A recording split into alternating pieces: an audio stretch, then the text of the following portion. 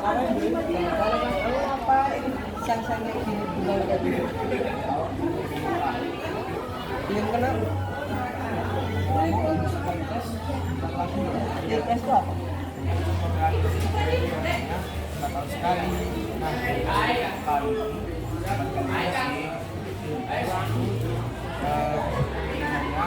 memakai cara seperti pemilu.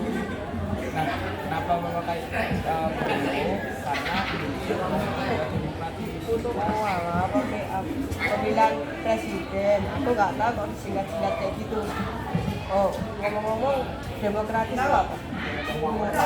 Ya, Mereka mengambil laptop.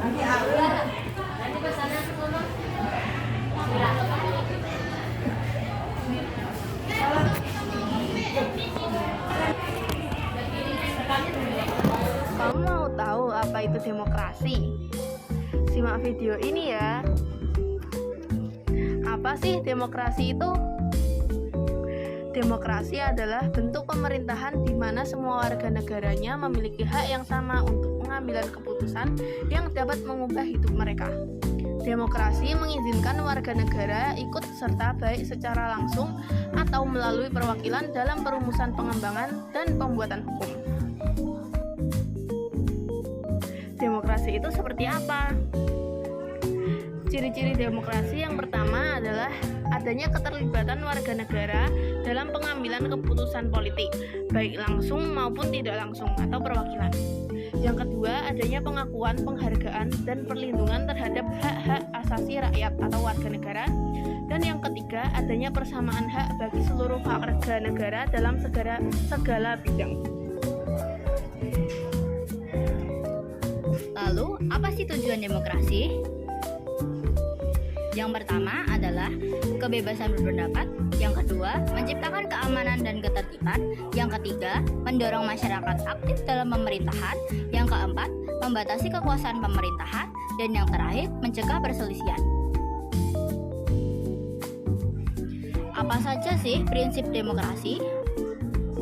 Yang pertama, negara berdasarkan konstitusi. Sebagai prinsip demokrasi, keberadaan konstitusi sangat penting, sebab dalam penyelenggaraan kehidupan bernegara, konstitusi berfungsi membatasi wewenang penguasaan atau pemerintah serta menjamin hak rakyat. Dengan demikian, penguasaan atau pemerintah kemudian tidak akan bertindak sewenang-wenang kepada rakyatnya, dan rakyat tidak akan bertindak anarki dalam menggunakan hak dan pemenuhan kewajibannya. Yang kedua, jaminan perlindungan HAM. Perlindungan HAM merupakan salah satu prinsip negara demokrasi karena perlindungan terhadap HAM pada hakikatnya merupakan bagian dari pembangunan negara yang demokratis. Yang ketiga adalah kebebasan berpendapat dan berserikat. Demokrasi memberikan kesempatan pada setiap orang untuk berpikir dan menggunakan hati nurani mereka serta menyampaikan pendapat dengan cara yang baik. Yang keempat, pergantian kekuasaan berkala. Manusia yang mempunyai kekuasaan cenderung menyalahgunakan kekuasaan. Pergantian kekuasaan secara berkala bertujuan membatasi kekuasaan atau kewenangan penguasa. Pergantian kekuasaan secara berkala dapat meminimalisasi penyelewengan dalam pemerintah seperti korupsi, kolusi, dan nepotisme. Pergantian seorang kepala negara atau kepala daerah dapat dilakukan dengan mekanisme pemilihan umum yang jujur dan adil. Lalu yang kelima, ada peradilan bebas dan tak memihak. Peradilan bebas adalah peradilan yang berdiri sendiri dan bebas dari campur tangan pihak lain, termasuk tangan penguasa. Pengadilan bebas merupakan prinsip demokrasi yang mutlak diperlukan agar aturan hukum dapat ditegakkan dengan baik.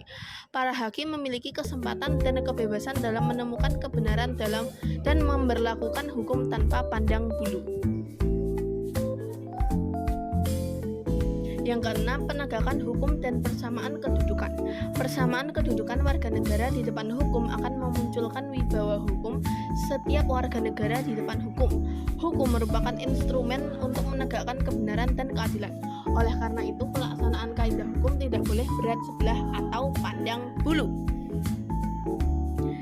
Terima kasih telah mendengarkan penjelasan dari kami. Semoga apa yang kami sampaikan dapat bermanfaat bagi kalian semua.